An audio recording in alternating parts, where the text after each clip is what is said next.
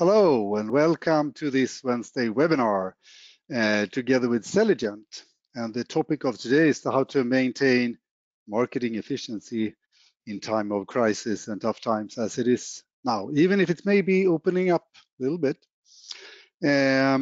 First of all, some housekeeping. If you have questions, send them in the function questions. I will check there and ask Sam the questions you have, maybe in the presentation or afterwards. We also have a little bit of a discussion afterwards. So, and also we will send the presentation afterwards in a mail and evaluation, and we really look into the evaluation and what you're thinking and your ideas and suggestions for doing things better. So please answer that. We're really happy and appreciate that. Okay, so what do we see now? I think it's interesting times. Of course, it's tough times, but also interesting to see all the changes going on. And I mean, we see that Europe and US have maybe larger and bigger problems in terms of death numbers and so on than Asia and India and other areas in the world. Maybe it's easy to blame that on we have older population in Europe and US, but for example, Japan also have low death numbers and they have very old population. So I don't know, no one really knows why it is like that. What we also see, of course, is that the digital companies like Netflix and Facebook and Google and others looks that they are doing very well. And also, of course, the webinar platforms like On24 and others. So the digital is coming more and more, I believe. And as we are working in marketing, we've seen that for a long time, and we are already very digital. But what should we do then in terms of these tough times when everything goes digital? And I believe in all big changes and crises, and then there's a lot of course, challenges for all companies and people and humans, but also a lot of opportunities in terms of position yourself better, increase loyalty to customers, and etc. So of course it's easy to do the wrong things, but also to do very good things. And let's see what we can learn from this webinar today. And the topic, I would say welcome to the Director of Marketing at Selligent, Sam Counterman. Hello, Sam. Hej Mats, hur mår du? Jag mår bra. Hur mår du? Jättebra, tack. Yeah, I know you lived in Sweden for a while, right? I did. But yeah, my Swedish has disappeared for a little bit now. So maybe if I come back and stay a few years, it might come back. Who knows? Yeah, the problem maybe is that it's too easy for us Swedes to speak English with you, so you never get the time to practice, I guess. Yeah, exactly. Mm-hmm. Okay, so before you start your presentation, could you just briefly explain a little bit about your background? Sure. So as Matt said, my name is Sam Counterman, and I'm the Director of Marketing for Northern Europe, Selligent Marketing Cloud. And I've worked pretty much in marketing my entire career. I started, actually in advertising, and then moved into data engineering. And I think, given my demographic, I've kind of covered all areas of marketing throughout my career, but very, very focused nowadays on very much strategic marketing, especially in the digital space. And it's something that I'm very passionate about, which is technology. So very excited to talk to you today on our webinar, and yeah, I hope you enjoy it. Perfect, thank you, and very interesting to listen to, all your experiences and what you see happening and suggestions for what we can do. So I hand over the control to you, and yes, you take it from there. All right, sounds good. Then. This is hopefully where our technology skills really work. Yeah, exactly. Let's see. Do you supposed to get a question? Okay. Hopefully this is okay. Good, looks perfect. Excellent. Okay, cool. Yeah, so today we call this a masterclass webinar series, and actually we're going to talk today around 5 marketing efficiencies you need to know. And again, my name is Sam Counterman. I'm the Director of Marketing for Northern Europe here at Selligent Marketing Cloud. And then just in terms of our agenda today, we have quite a packed agenda actually. We're going to be covering 5 key areas of efficiencies. First one starting with brand building, the short and long-term strategies, personalization and why it matters, privacy, seeing a shift in consumer behavior, also talking around data modeling, and that'll be focused around customer loyalty. And to finish with, we're going to touch on some AI machine learning concepts with the idea of making you work smarter, not harder. So just a little bit about Selligent Marketing Cloud. So Selligent Marketing Cloud is an intelligent omni-channel marketing platform, and we empower B2C marketers to really deliver ultra-personalized, very highly relevant customer experiences across all channels and devices. And you can see there some of the brands on the right-hand side that we work with. And we've got a few of our Scandinavian Nordic clients in there, as you can see, like Norsk Film and some others there. But you have a very, very broad breadth of customers all over the world that we work with. And we also work with, an extremely, very, very good partnership network to help us deliver these experiences to brands. So let's kick things off then with our first topic, which is around brand building, the short and long-term strategy side of things. So certainly in the wake of COVID-19 outbreak, as brands and marketers, we've probably never had to react to a macro situation quicker than ever. And it's probably really tested our abilities in how quickly we can react to a situation. But it's also tested the true measure of our technology investments in terms of being able to deliver, a very, very simple, clear message to our customers, both empathetically and effectively. And we don't have a magic crystal ball, and we certainly don't know how long this COVID crisis is going to go on for. And the impact it's going to have. We can certainly see some of the impact that it's having right now in society. So, when we look at sort of the short and the long-term side of things, it's really important to think about what's happening now, but also very much plan for the future. And at Selligent, we look at this in a very sort of strategic way, and it's a simple case of sort of asking brands based on their products and their services, where do you sit in this sort of this outbreak situation? And we look at this in 3 different buckets, as we call it here. So we have action, reaction, and protect mode. And I'll give you an example of some of these products and services that can fit into each one of these, and have a think about, as I go through this, which type of bucket you sit in based on the products and the services that you sell to your customers. So an action mode brand would be very much maybe online groceries, supply and demand for food. Obviously, because a lot of us are at home right now, we're looking to protect ourselves. It's very much something that we need, quite frankly, to survive. So these types of brands, even pharmaceuticals, are very much in the driving seat at the moment, because this is something that we need in our daily lives just to simply function and operate, basically. Whereas a reaction type of brand or a product and service, it might well be, restaurants or, clothing stores, retailers, basically. The fact that, a lot of us are at home based on, your local sort of government legislation and all that stuff, whether you can go in or go out and all that stuff. You can actually start to think about, how do we've got less people coming into store, but how can we actually pivot at this time to actually drive those customers that were coming into store into our online stores? And I can give you a good example, because I'm here in the UK. At this time of year, particularly on the weekends, we like going to the garden centre because we're British, and we like getting our gardens prepared for the summertime. We haven't really had that privilege right now because we've all been in kind of lockdown mode. But what we've seen is some really, really clever marketing from, garden center brands who are actually sort of migrating us onto their online digital space.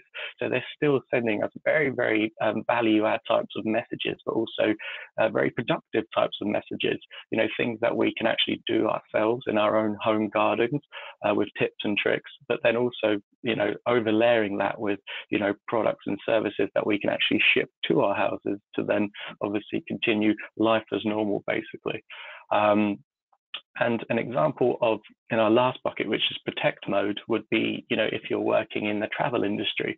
So it's fair to say that we're probably not going to be going on our sort of holidays or booking any flights or traveling too far at this point in time. However, in terms of the long-term process, these types of brands in this sector still have a very important role to play in terms of that customer experience. So it's not about really selling flights or holidays at this time. It's about protecting that brand and its brand equity and communicating, very simple, clear, effective message to your install base, because over time, of course, we're going to go on holiday again. We're going to start taking trips.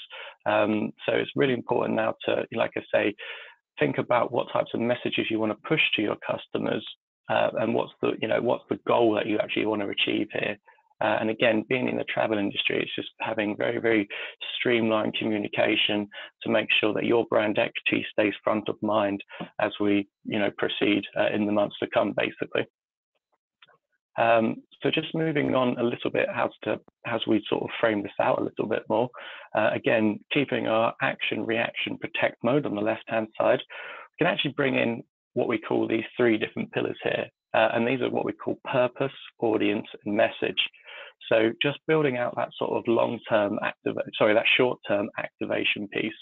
Again, have to think about which bucket you're in, or action, reaction, and protect mode. And then think about how that maps to the pillar that you're going to try and do in the short-term case here. So in the short-term activation, the purpose here might be obviously to focus on current sales. The audience might be very tightly targeted. So this might be your core, what your best customers, your loyal customers that you actually want to push these types of, engagements and messages to. And the messaging is really around being quite rational and persuasive at this time. How does it add value to the current macro environment at this given point in time? The long-term side of it is very much thinking, again, mapping to the pillars around, purpose would be very much to, again, drive future sales. So again, this is an example I go back to. If you're in protect mode, the things that you do now in terms of communication build that brand equity, which obviously enables you to drive future sales because people haven't forgotten about you. If you go quiet now, it's going to take a lot more willpower and marketing to come back from that. So it's very important that you keep driving clear, simple communication to your customer base at this time. In terms of the audience, you might actually want to go a little bit broader in this space. So rather than going extremely sort of laser focused on your best customers for your short term, the long-term side of things is a little bit more, broader reach to a wider audience. So you might actually want to consider maybe doing like some sort of, running high-level advertising awareness, push campaigns to really position your brand around, what you care about most, and what's the benefit of your products and services to when society moves back into a bit more of a normal status. And again, the messaging here is that emotional side of it. It's your master brand, your core values, what you truly represent, and what you're all about. So just in terms of, some key takeaways here from that sort of brand building, again, short term and long term. First one is to really understand where your brand fits in the new world, as we say, thinking about that action, reaction, and protect mode. Number two is thinking about what types of messages you want to actually start pushing to your customers and the purpose and the role they play. Again, thinking about that short-term activation for that long-term gain. And lastly, and probably most importantly, do you actually have the right MarTech solutions in place to simply be able to reach your customers at scale and with ease? So again, whether it's a sales type of communication or an empathetical type of communication, how easy was it for you? Was it problematic? These are the sorts of things, we're asking our brands and our customers right now is, how can we help you evolve this a little bit more? Okay, Sam, it's okay if I ask you a question? Of course, please Uh, do.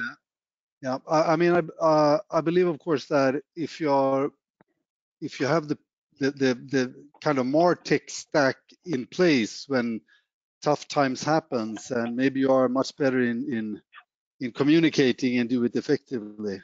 Mm, Or what do you see there? I mean, of course, it's tough for an airliner to really invest in marketing if they don't mm, really have any money. But as I agree with you that when a lot of also competitors maybe disappear, you have really the opportunity, if you will survive and be able mm, to actually take on when the things gets better.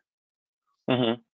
I think, I mean, if the question was around, what's the stack and how does that look like, sort of thing, and if you go back to when I first started talking about it, this has really tested us as brand and marketers to how we can react to a situation we did not plan for.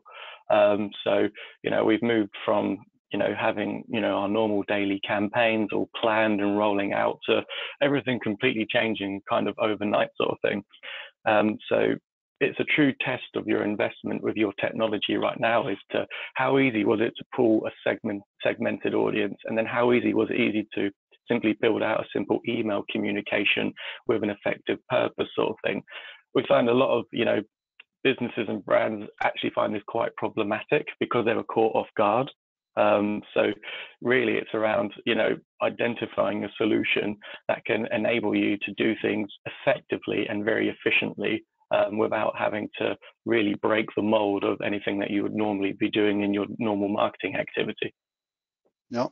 And Yeah. I mean, I'm amazed about the creativity that comes out of people and companies when it's actually tough times in terms of changing what you can sell and what you can do and etc. So that's Yeah. impressive. Okay, yeah. Well, welcome to Okay. continue. No problem at all. All right, so let's move on to the next part, which is around personalization. So really now it's actual crunch time for brands and marketers. As consumers, we're far more connected than ever to our devices, because obviously we're at home. So we're helping pass the time, and we're kind of glued to our cell phones and TV screens and tablets and all that stuff. And we've certainly all been hit by that kind of tsunami of communication from brands. We probably all had them from what the CEO from the CEO, from the brand, as to what they're doing in terms of a response to the COVID crisis, and again, really positioning that what their values are and what they care about and stuff. But where marketers and brands can actually really start to add value here and cut through some of this sort of generic noise as time progresses, is to really start to drive really good personalized experiences. And at Intelligent Marketing Cloud, we recently conducted what we call the Connected Consumer Survey Index here. And don't worry, we've got there's a downloadable link at the end of the presentation where you can get this from. It's full of some really, really interesting stats as to what consumers actually want and how they want it actually. And one of the key call-outs here from this piece of research that we discovered was that 71% of participants agreed that personalization experience is very, very important to them. And you can see this here. This is broken down by demographics. So you can see, obviously, the younger demographic here, sort of the Gen Zs or Gen Ys, very, very high. 80% agree that personalization is very, very important to them. It's probably what they're used to. So interesting piece of insight there. But when we start to look at personalization, there's kind of like two sides to it. And we commonly see this adopted, really, when thinking around how do you deliver personalization. It's that kind of one-to-many to that one-to-one push. And now Gartner recently, did a very good piece of research about the impact of personalization. And they actually discovered that, when brands and marketers start to deliver that one-to-one type of personalization communication on an omni-channel play, you see very much 16% more commercial impact and outcomes. But again, going back to what I was saying before, we all know how to segment an audience and make a very personalized email to them. But it's how do you actually continue that one-to-one journey across that omni-channel experience. And this is where we start to really see the difference, where some of our big customers are really starting to win when they continue that one-to-one journey from start to finish. And again, you see what we start to see is actually a 23% uplift in revenue from when you actually move from that email personalized experience to that sort of homepage landing page experience on a one-to-one basis. It's quite common again for us to receive an email which is personal to us, usually by our first name, maybe some product recommendations, but often when we click on that email and we go through to the landing page, it becomes quite generic. So it's that you go from a one-to-one experience as the first touch to a one-to-many experience to the second touch. And again, we can actually highlight the importance of personalization, and where you can start to move the needle is by thinking about the purchase journey. And we can illustrate this by using what Google call the zero moment of truth concept, which demonstrates the journeys that we all go on as customers when we're either pursuing to purchase a product or a service from a brand. So in this example here, we've got Sophia, who is our example person here. So we've sent Sophia, as you can see here, a very personalized email. And we've obviously got some nice recommendation of products there, based on what Sophia might like. So Sophia is very much in that kind of awareness consideration phase on our chart here. Now, what usually happens is Sophia clicks on that email and then she gets taken to that landing page. So she moves into that evaluation phase of where she's now considering products and maybe some services. But the difference here is Sophia's moved from a one-to-one touch to a one-to-many touch because that landing page is actually quite generic. So where we really start to add value to our customers is actually making that one-to-one experience an omni-channel, multi-channel approach, basically. And when that happens, we see, some very, very interesting data here is that 70% of companies that have started using advanced personalization have said that they've earned 200% ROI or more from it, from delivering that type of experience. So again, it's thinking about, when you're planning your strategy to make it more personalized, think of it as an omni-channel experience, and what types of technology do you need to actually offer that type of experience ultimately to gain a much greater, not only a brand experience, but a much greater return of investment from moving the needle slightly. So again, just some key takeaways here. One-to-one versus one-to-many, as consumers, we're now expecting brands to deliver a much more personalized experience to us. Think omni-channel personalization again, not just that single channel touch approach, and how you can continue it throughout the purchase journey. And again, do you have that ability to deliver that omni-channel sort of personalization experience when you're trying to engage with your customers and promote your campaigns and your products and services? Anything there, Matt? Okay, Sam. Yeah, absolutely. I mean, I know, of course, it's important with this omni-channel and use different channels and get the same personalized experience. But of course, it's easy to start to think about email. That's the first one, maybe, and also maybe the site. But what do you see from your experience? What is the most complicated channel to do it in, to do personalization in, and to combine? Well, it's a number. I mean, one of the challenges that I think we have is probably around, it's probably more of an industry thing, is around probably the advertising channel in terms of the sort of paid media. And this really comes down to because of obviously GDPR and cookie consent. You can obviously store data on sort of people in cookies as such. However, because of the new legislation around cookie laws, whether they're functional versus, operational, this is actually one of the biggest challenges to find that match, basically. So certainly on a sort of programmatic scale with advertising, if you've got advertising as one of your channels, so for example, Matt's, we might push you a personalized email. You might then come to the website, it's very personalized to you, but maybe you abandon the basket. How can we, take that abandoned shopping cart, push that back into the cloud, and then, when you're on social media, push you that personalized sort of, message on a sort of one-to-one basis. This is quite a hard thing to do because what you have to consider is that the email that, that the brand might have for you in their database might be your Gmail account. However, when you create your Facebook account, you might have used a Hotmail account. sort of thing. So the two have to meet in the middle to match, to make that connection, basically. So it's one of the challenges that, you know, we face around, you know, delivering that sort of personalization full omni-channel. And that's an industry thing. That's not just, you know, in this space. That's a very much wide thing, basically. Okay, well, that's a good view then to think about, as also Yeah. for brands and companies. Okay, yeah, please go Okay, on. no problem. Okay, privacy. It's always an interesting one, privacy, and a big sort of shift in, you know, consumer behavior. And as we're seeing, and, you know, it's actually become a bit more of a trust barrier, actually. And you can see this here that, you know, again, piece of research here by Future Research that, you know, 73% of us as consumers, we're now very, very aware of how brands might store and use our personal data.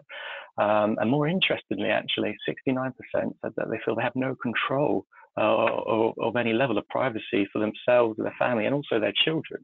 So, you know, as you know, we become more sort of digitally savvy, you know, we're becoming very aware of, you know, who has our data and what types of data, and whether, you know, we have access or not to control that sort of thing. So this is a natural evolution of the sort of the digital marketing environment, basically. So it's really important to, you know, again, if you think about brand experience, it's not just about products and services you sell. It's all around also giving people the information that they want about themselves, but also giving them the control to actually, you know, be able to change that if they want to, you know, if they want to change things around what you know about them. And what's, again, really interesting is, like, and it goes without saying, actually, that as consumers, we've become a lot savvier and more aware of our data, as I mentioned, and, you know, even what levels of data we're willing to share. And certainly since the famous Cambridge Analytica scandal that I'm sure you've all heard of, this has actually even influenced our social media behavior and which social media channels we use in our daily lives. So when it comes to planning the strategy and the tactics, and certainly the channels that you want to reach your customers on, I just want to kind of, you know, push the message here that, you know, let's really think about that classic marketing concept of the 4 Ps, you know, product, place, price, promotion, but really highlight the important part of the place here. And again, a very, very enlightening piece of insight here is, like, from our connected consumer survey index that I mentioned earlier, you know, 40% of participants have actually said that because of, you know, privacy concerns around their data, they're actually starting to abandon certain social media channels, and you can see this here from this illustration. So it's really important to start to think about, when you're planning not only your strategy but your tactics and your channels that you go down, especially if you're spending, you know, large amounts of media dollars, you know, do these channels, you know, actually meet, you know, the requirements of what they once did, now that we're a lot more savvier to our data and our privacy. And you can really see how this has actually affected our behavior and, you know, which channels we choose to play on in our daily lives. So again, just some key takeaways here again is to really, you know, data privacy is an ever-moving thing. It's never going to be a finite discussion. So it's really important to stay up to date with the latest macro trends around, you know, privacy and trust, particularly from a GDPR perspective. As consumers, we're far savvier and more aware about our data and what we're willing to share with brands. And again, think about that shift in consumer behavior and which channels are most important to you and how you can reach your customers on. Anything there, Matt? No, not really. Just go on. The data. Okay. Well, speaking of data, now it's a case of, you know, using sort of, you know, data to drive that customer loyalty. And I'd like you to think back here to, you know, that sort of short-term and long-term strategy slide that I showed in the first topic. Think about what makes most sense for your brand when it comes to driving customer loyalty from your segmented audience.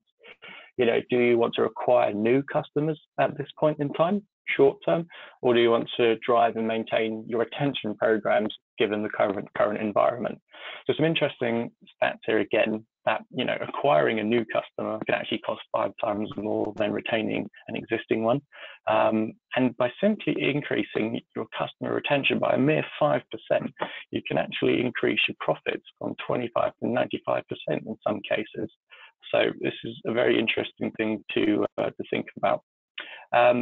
And again, I think talking about the data side of things, there are many different types of data points we obviously collect from our customers.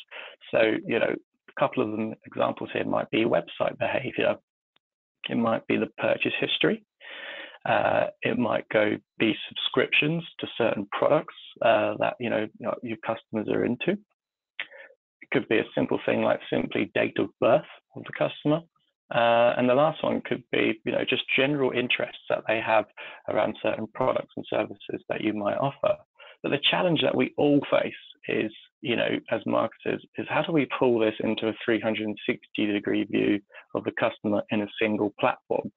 And at Selligent Marketing Cloud, we call this the universal consumer profile. So going back to our example here of Sophia that we used in our personalization topic, we can now actually start to look at how we use customer data to trigger a customer loyalty program that again maps onto our zero moment of truth concept influence framework. So again, if you think about that universal customer profile and all those different data points we're bringing into that sort of single channel view of the customer. In this example here for Sophia, we know that we know Sophia's date of birth. We know that she's entitled to be a loyal customer. We know her purchase history and that she prefers to pay with a credit card. And we know that Sophia also loves yoga and rock music, right?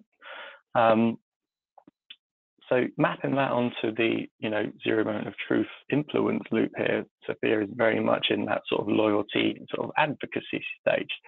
So again, you can think about whether you're in action reaction mode here and actually start to use the data on your customers to actually really think how can we drive value given the current status of the time, sort of thing.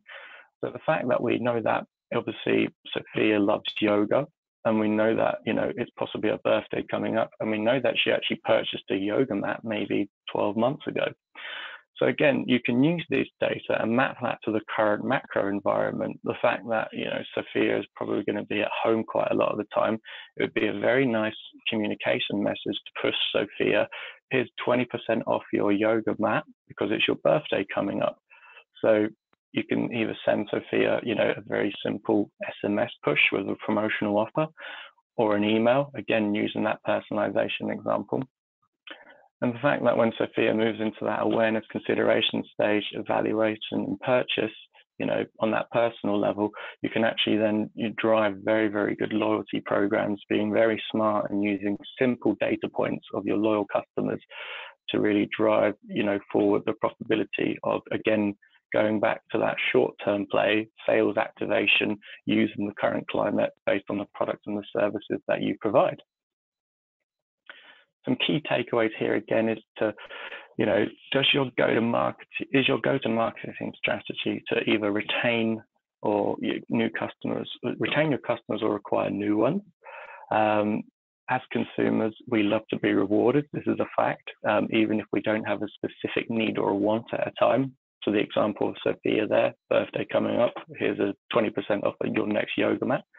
And does your data allow you to develop an automated, personalized customer loyalty program, basically?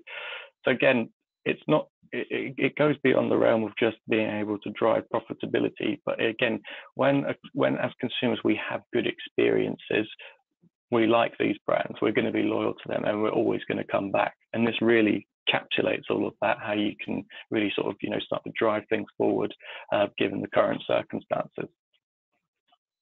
Anything there? Okay, now I have a question. Absolutely. Okay, so, I mean, in terms of loyalty, that I believe is interesting in this time when it's a lot of changes going on and people are working from home and so on, and more online. But and of course, it's easy to think that it's a risky business because you lose maybe your loyal customers in terms of they will try new online possibilities and so on.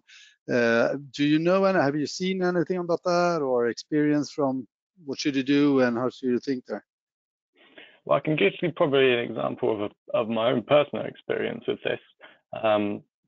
Obviously, because in the UK, we're on lockdown for quite some time, and we still kind of are, and we're kind of not. So a lot of us have moved to ordering food deliveries online, which is natural, right, and all that stuff.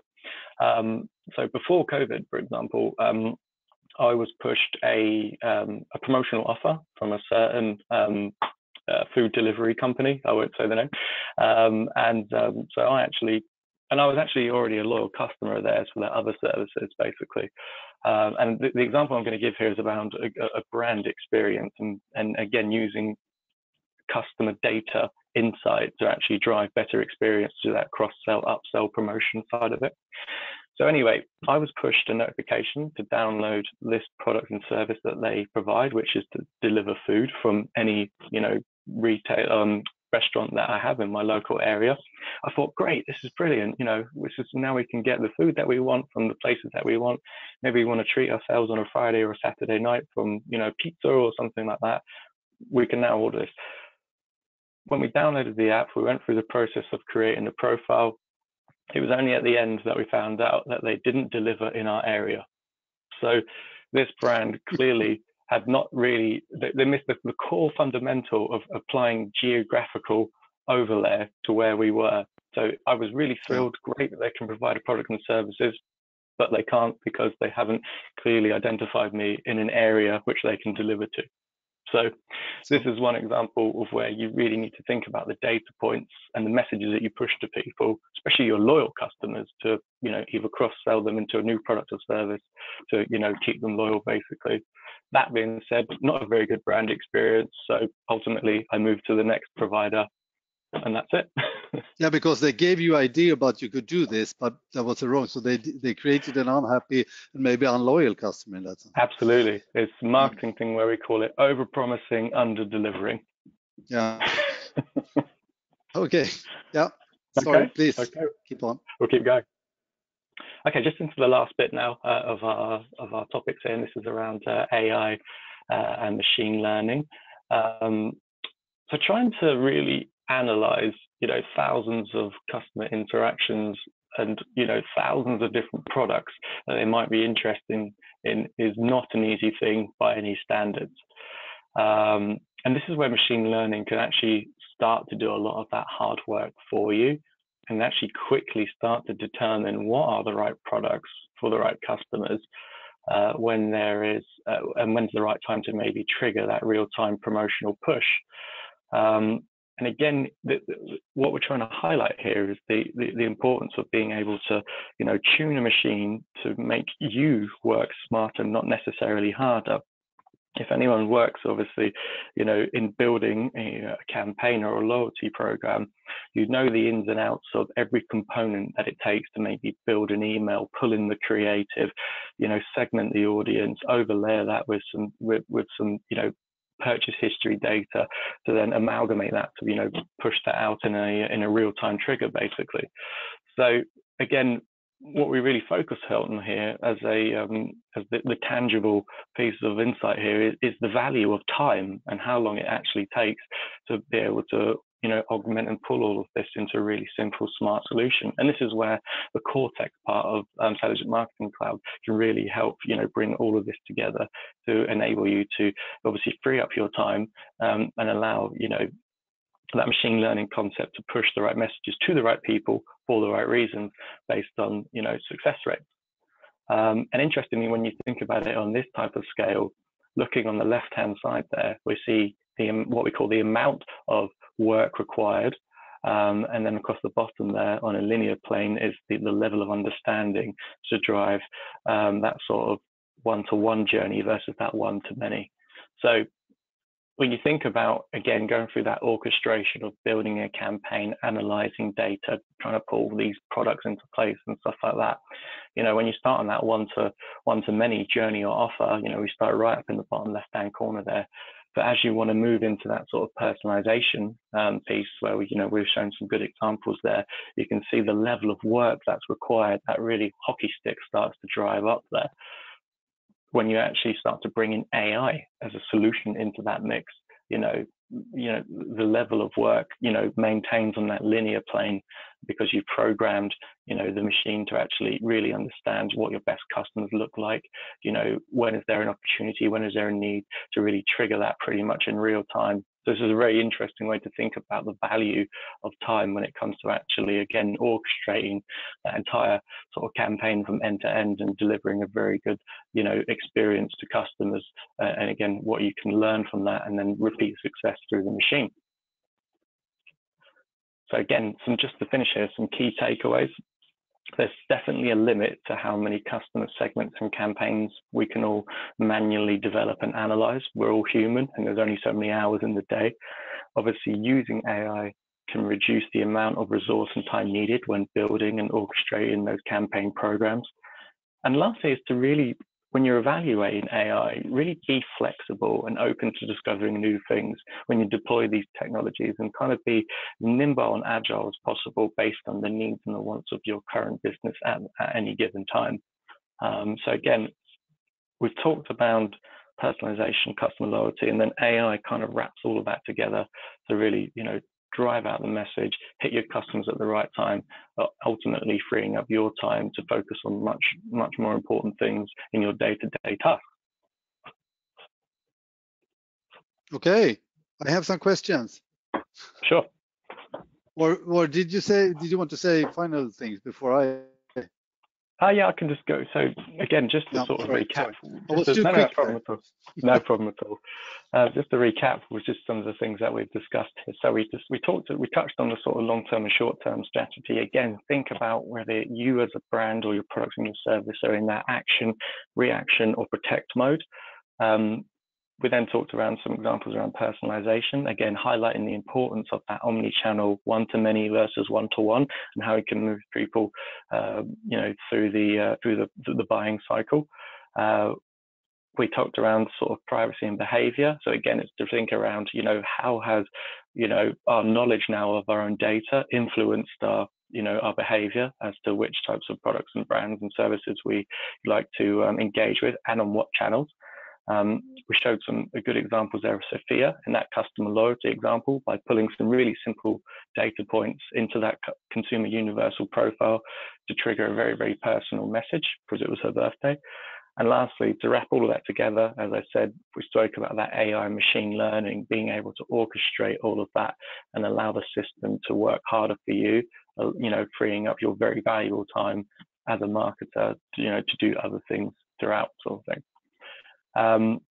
And again, the last thing really is, certainly from our side here, is to really truly experience this, is to actually come and have a demo of us, basically. It's a very, very simple demo. You simply fill out the form. You can either scan the QR code here or go to the Selligent website now and book a demo. One of our solutions expert will tailor a demo around your needs and wants and show you different elements of the platform and how it can benefit you. And obviously, as I mentioned, that we've got our global consumer survey index there, which you can download. It's a very, very insightful piece of information, and it will really make you think around, what customers want, need, and expect, actually. So that's it from me. Hopefully that was insightful. Thank you. Thank you. Just a question about AI there, because when I discuss and with companies about the marketing automation, and of course very many is interested in doing that, and also maybe experience that it's not that easy to do it.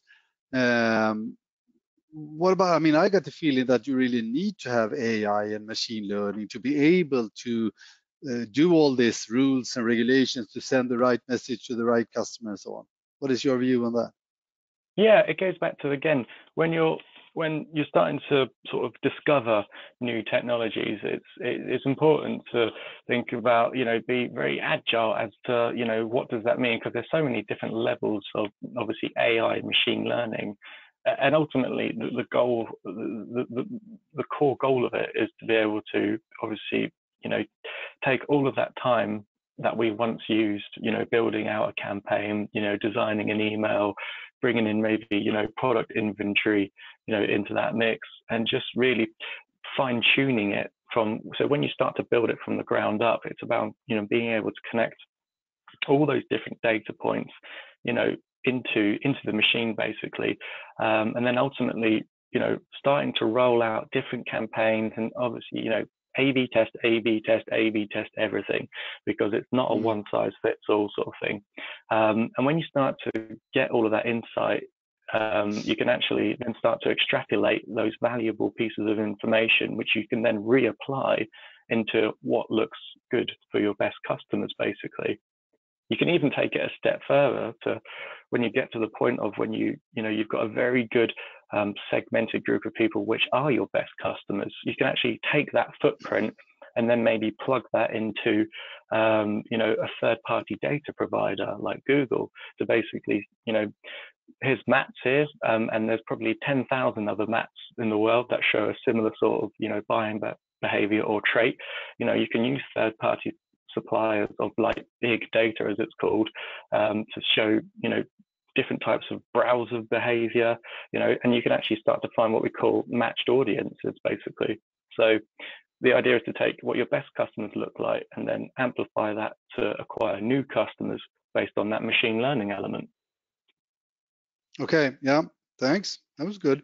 What about, I mean, I also think when I meet customers and companies that, of course, they realize they need a platform like yours to be able to fulfill and do the marketing automation. But it's also easy to think that, oh, this is only for large customers, large companies with a huge volume of customers and so on. It's a very expensive platform. But who is it for, really, your platform? So again, we're very much, it's very much a B2C platform, basically, and we have, all types of different customers all over the world, from, retail, automotive, financials, pharmaceuticals, publishing is a big one, especially given now, like I said, a lot of us are, we're on these things quite a lot. So, subscriptions to, different things and, media publications are quite important. But in terms of sort of large scales, really, we try and work, again, primarily with sort of B2B companies. And again, it's really around, we don't really have like a cutoff, really, I would say. You certainly need to have a decent database size in order to, get the full effect of the platform. But again, we tailor different, elements of the platform or the full cloud based on the needs and wants of the customer, basically. Okay, good. So in the end, remember, you will get a recorded version of the webinar. You will get the presentation, right, Sam? We're allowed to send the presentation to. Absolutely. And good, perfect. And also the evaluation. Please reply to that and answer. We really look into it and work hard to get even better and better, both we and Sam and all these colleagues. So I really look forward to see you all again, physically also, in maybe the fall, hopefully. And also you, Sam, welcome back to Sweden. And maybe you go up to Gävle, where you live, right? Yes, absolutely. Yeah. So, but thank you all for being here, and thank you, Sam, for a very good and interesting presentation. No, thank you. It was my pleasure. And again, everyone, hope you all stay safe, and hope to see you all again soon. Good. Thank you. Thank you. Bye-bye. Bye.